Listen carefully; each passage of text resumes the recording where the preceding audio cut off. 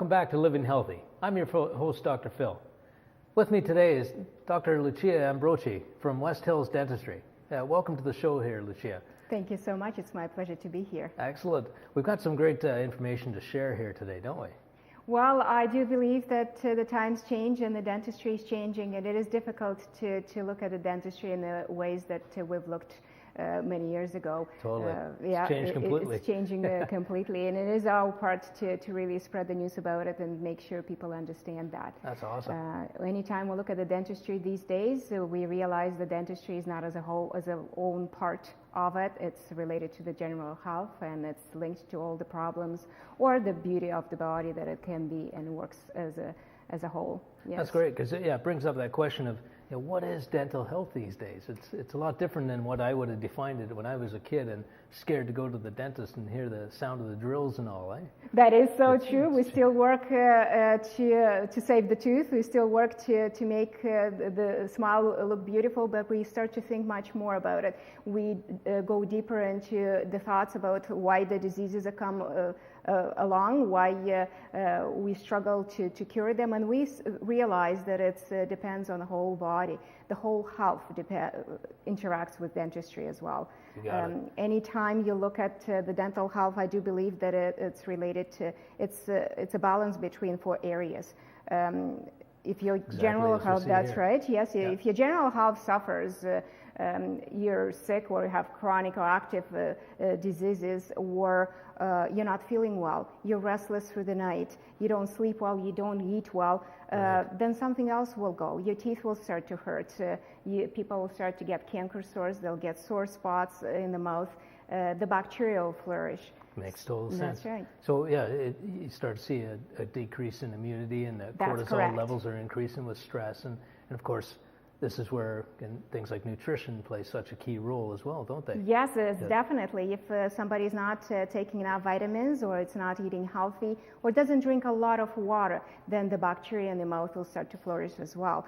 Right. Saliva has great properties. It flushes our mouth, it cleans it up, it has buffers as well. Right. And if saliva level decreases due to the medications that people take, or due to dryness in the mouth because they have coffee many times in the day, then the bacteria will thrive, and cavities and gum disease will thrive as well with that. Right. Yeah, things people generally don't think of when it don't comes realize to dental health. That's correct, that what we eat matters for us as well.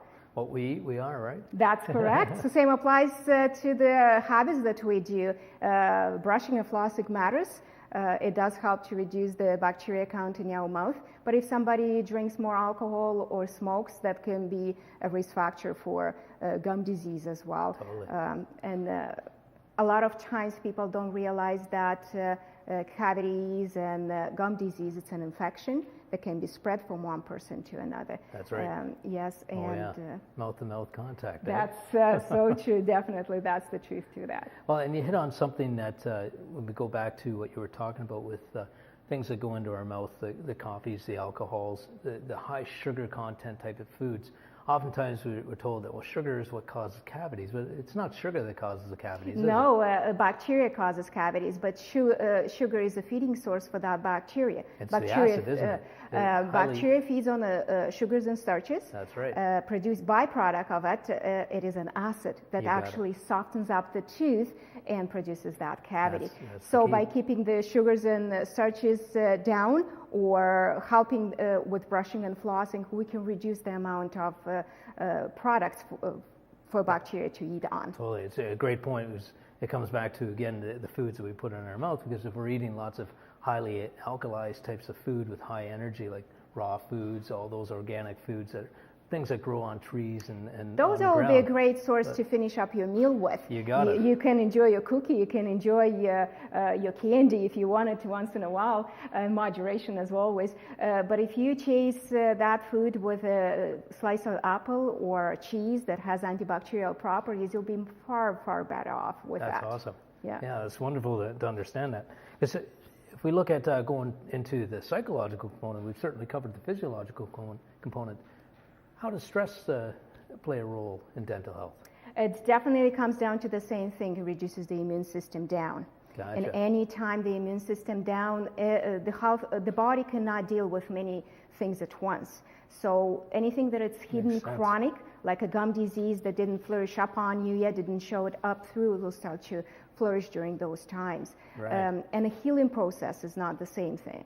Gotcha. If the stress level is increased, people will get canker sores in the mouth, but they'll get the same ones in the stomach. We just don't know about them. That's the thing. Everything affects everything, doesn't That's it? correct. Nothing is separate anymore. Right. These days, we always hope that we work together with everybody, different specialists, and make sure we have a great team. You hit on something very important there, Dr. Lucia. It's that working as a team, because there are no chapters in the book when it comes to the human body, is there? We had it when we studied it. Totally. Yeah, we separated the body in many segments. You got it. However, in reality, it doesn't work that way. It's such an integrated whole, and all 70 trillion cells have an effect on each other with that communication system within. Yeah.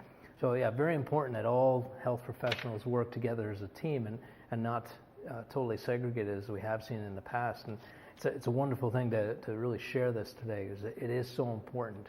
And especially looking at habits, the bacteria that you explained, how important nutrition is, and that overall general health. Now, any particular tips you'd share for any individuals out there in TV land today? Well, going back to the same thing, take care of your body and take care of your teeth at the same time.